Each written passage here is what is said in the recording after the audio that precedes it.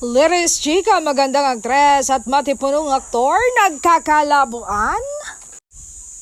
Nag-atubili akong isulat ang blind item na ito dahil gustong-gusto ko ang young showbiz couple na ito. Noong ikinakasal sila ay si ako sa nag-wish na maging masaya at sana mapanindigan nila ang pangakong till death do us part.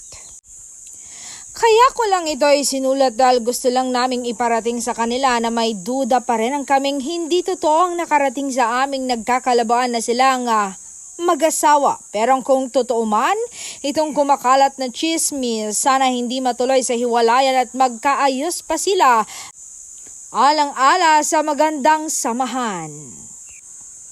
Ang nakarating kasing kwento sa amin, last month pa raw umalis si magandang aktres sa kanilang tahanan at tumira muna ito sa kanyang pamilya.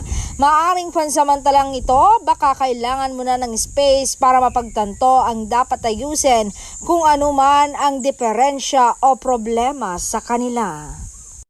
May ilang kaibigan daw kasi si magandang aktres na nagtanong na sa kanya kung hiwalay na ba sila ng asawa niya na isang matipunong aktor. Itinatanggi niya ito, okay raw sila. Marami pang nakapansin sa kanilang social media accounts na wala na silang pinopost na mga kuhang magkasama silang dalawa. Ang isa pang palatandaan na meron daw talagang problema ay pinopost na raw ngayon ni magandang aktres ang mga kuha niya noon na ayaw ni matipunong aktor.